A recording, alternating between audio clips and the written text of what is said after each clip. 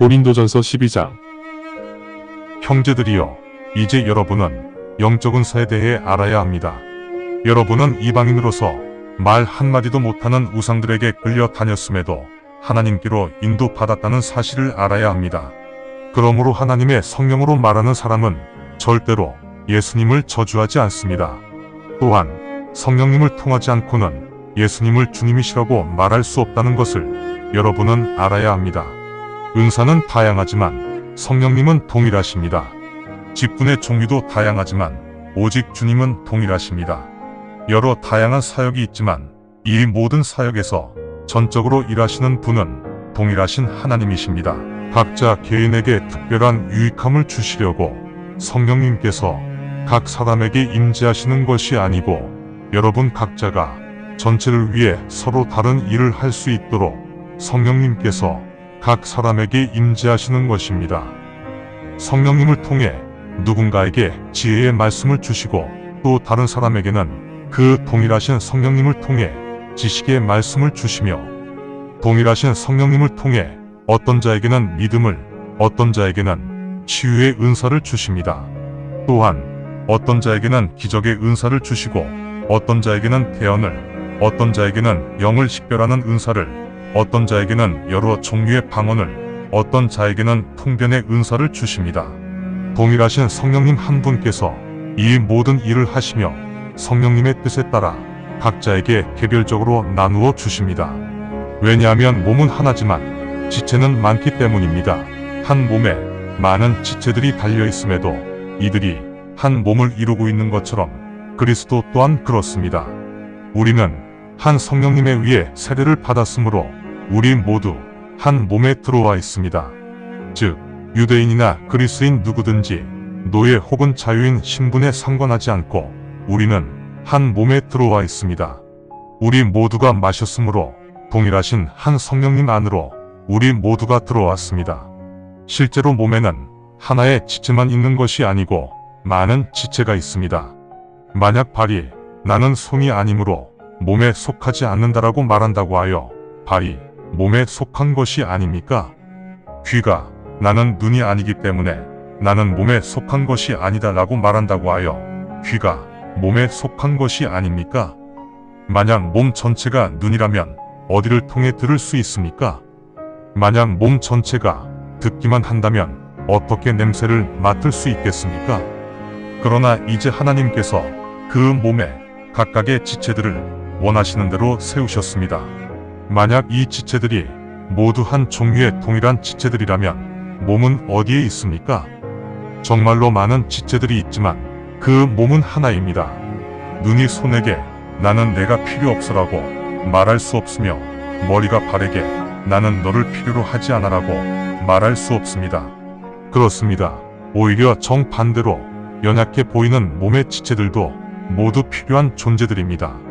우리가 비교적 덜 중요하다고 생각하였던 몸의 각 지체들을 더 중요하게 여기면 그 볼품없는 각 지체들도 더욱 겸손해질 것입니다. 우리의 지체 중 자랑할 만한 지체들은 필요한 것이 별로 없을 것입니다. 그러나 하나님께서는 볼품없는 지체들을 더욱 존귀하게 여기시면서 몸을 구성하셨으므로 몸에는 절대로 분열이 없어야 하며 각 지체들은 서로 똑같이 보살펴 주어야 합니다. 그래서 한 지체가 고통을 당하면 모든 지체가 같이 그 고통을 겪게 되는 것입니다. 마찬가지로 한 지체가 존귀함을 받으면 모든 지체가 같이 기뻐합니다. 여러분은 그리스도의 몸이며 각각 서로 다른 지체들입니다. 하나님께서 교회에 다음과 같은 직분을 정하여 두셨습니다. 첫째, 사도들. 둘째, 대언자들. 셋째, 교사들. 그 다음은 기적들. 그 다음은 치유, 도움, 행정, 다양한 방언의 은사들입니다. 이들 모두가 사도입니까? 이들 모두가 대언자입니까? 이들 모두가 교사들입니까? 이들 모두 기적을 행하는 사람들입니까? 모두가 치유의 은사를 가지고 있습니까? 이들 모두가 방언을 합니까? 이들 모두 통변을 합니까? 아닙니다. 그러니 최고의 은사를 받기를 간절히 간구하십시오. 그러면 내가 여러분에게 더 좋은 길을 보여드리겠습니다. 고린도전서 13장. 내가 인간의 방언들과 천사들의 언어로 말하여도 내 말에 사랑이 없다면 내 말은 그저 진이나 꽹과리 소리에 불과합니다. 나는 대언의 은사를 받았고 모든 섭리와 지식에 정통하며 산도 움직일 수 있는 믿음을 가지고 있습니다. 그럼에도 불구하고 내 안에 사랑이 없다면 나는 아무것도 아닙니다. 내 모든 재물을 가난한 사람에게 주었고 내 몸을 태워버릴 만큼 수고하였지만 내 안에 사랑이 없다면 이런 것들은 내게 아무런 유익함을 주지 못합니다. 사랑은 오래 참음이고 온유함이요, 사랑은 시기하지 않으며, 사랑은 자랑하지도 않고 우쭐대지도 않으며, 사랑은 무례하게 행동하지 않고, 사랑은 자신의 이익만을 챙기는 것이 아니며, 사랑은 화내지 않고 사악한 생각을 하지 않으며, 사랑은 부당한 것을 기뻐하지 않고 진실만을 기뻐하며, 사랑은 모든 것을 감내하고 믿고 소망하며 견디는 것입니다. 대언도 사라지고 방언들도 멈추며 지식도 사라지지만 사랑은 결코 사라지지 않습니다.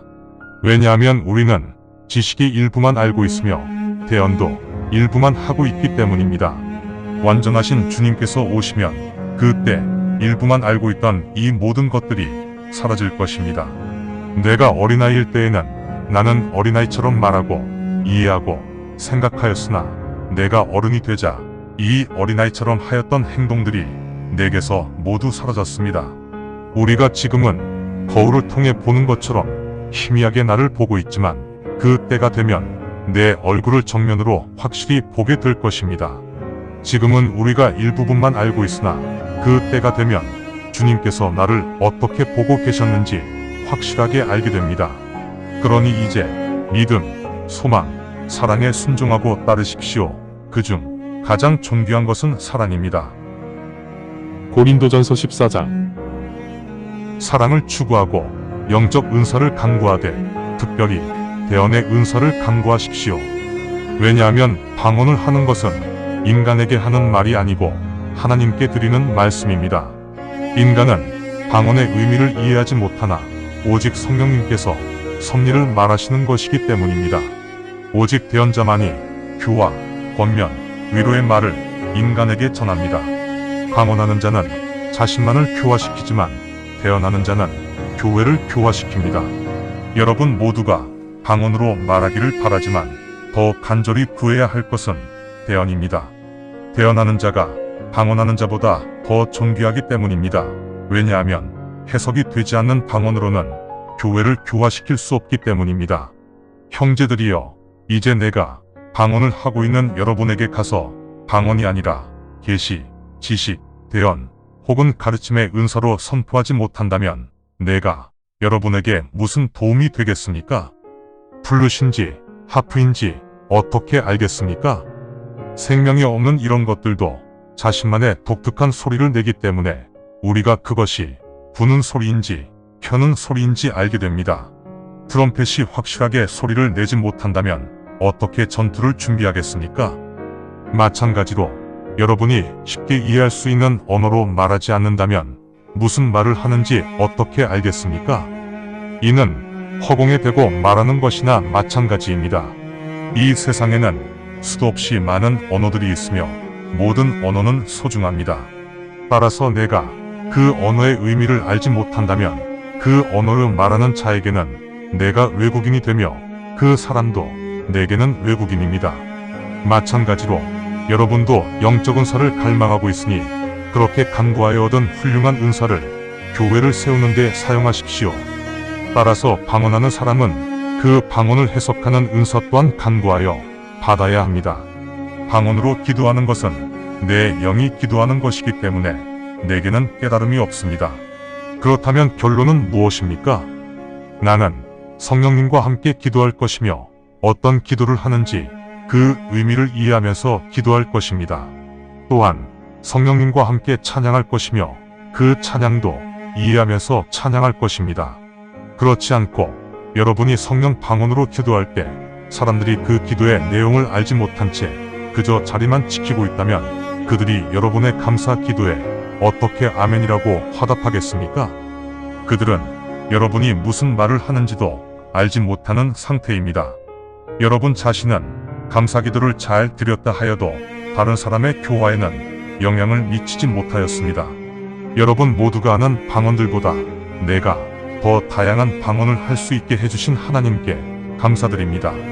그러나 교회에서는 내가 알지 못하는 1만 단어의 방언보다 오히려 내가 알고 있는 단어 5개로 선포하고 가르쳐야 합니다. 형제들이여, 어린아이처럼 생각하면 안 됩니다. 악한 생각은 어린아이처럼 하되 깨달음은 성숙해야 합니다. 율법에 다음과 같이 기록되어 있습니다. 여러 다양한 방언과 언어로 말하는 사람들을 통해 내가 이 백성들에게 말할 것이지만 그럼에도 그들은 내 말을 듣지 않을 것이다. 주님께서 하신 말씀입니다. 그러므로 방언은 믿는 사람에게 나타나는 표적이 아니고 믿지 않는 사람에게 나타나는 표적이지만 대언은 믿지 않는 사람을 위한 것이 아니고 믿는 사람을 위한 표적입니다. 교회 전체가 한 곳에 모여 모두가 방언을 하고 있는데 믿지 않거나 이를 이해하지 못하는 사람들이 교회에 온다면 그들은 여러분이 미쳤다고 말할 것입니다. 그런데 모두가 모여 대언을 하고 있는데 믿지 않거나 이해하지 못하는 사람들이 그곳에 참석한다면 이런 대언들이 그들에게 확신을 주어 자신들의 죄를 깨닫게 할 것입니다. 이를 통해 자신들의 속마음이 드러나게 되면 고개를 숙이고 엎드려 하나님께 경배를 드리면서 하나님께서 여러분 가운데 계신다는 것을 고백하게 될 것입니다. 형제들이여, 그러면 어떻게 될까요? 여러분은 매번 모일 때마다 어떤 사람은 시편을, 어떤 사람은 가르침을, 어떤 사람은 방언을, 어떤 사람은 계시를, 어떤 사람은 통변을 하게 되므로 이 모든 것들을 잘 활용하여 교회를 온전히 세워야 합니다.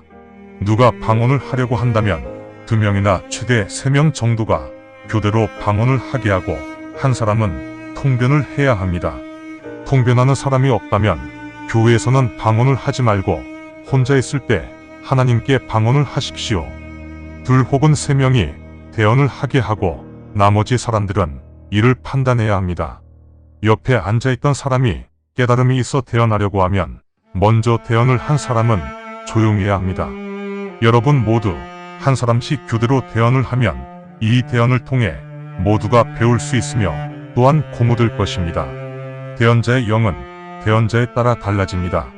그 이유는 하나님은 혼란을 일으키시는 분이 아니고 평강을 주시는 분이시기 때문입니다. 모든 성도들의 교회에서 하듯이 여러분의 여인들은 교회에서 침묵해야 합니다. 교회는 여성이 말하는 것을 허용하지 않습니다. 율법에서 규정한 대로 여성은 순종해야 합니다. 여성이 무언가 알고 싶은 것이 있으면 집에서 남편에게 물어보십시오. 왜냐하면 여성이 교회에서 말하는 것은 수치스러운 일이기 때문입니다. 하나님의 말씀이 원래 여러분에게서 나왔습니까? 아니면 하나님의 말씀이 여러분에게만 전해졌습니까? 자신을 대언자나 영적인 사람으로 생각한다면 그 사람은 내가 여러분에게 보는 서신들이 주님의 명령이라는 것을 인정해야 합니다. 그러나 이를 무시하는 사람이 있다면 계속 무시하도록 그들을 그대로 두십시오. 형제들이여, 그러니 대언을 간절히 원하되 방언하는 것도 금하지 마십시오. 모든 일들이 질서정연하게 잘 진행되도록 해야 합니다. 감사합니다. 주님의 말씀입니다. 성경을 처음 접하는 분들에게 기존의 한글 성경은 항상 이해하기 어려운 책입니다. 그래서 영어판 NKJV 성경과 여러 주석과 참조문헌을 활용하여 내용을 전달하기 위해 쉽게 풀어 표기하였습니다. 성경을 듣고 읽을 때 주님의 영이 임재하기 원합니다. 택함을 받았으나 그 사실을 모른 채 아직 어둠에서 방황하고 있는 어린 양들이 이 동영상을 보고 들어 주님의 새 언약을 확신하고 소망함으로 하나님의 백성이 되어 주님의 나라에서 영원 무궁토록 권세를 누리며 살기를 간절히 원합니다. 아멘.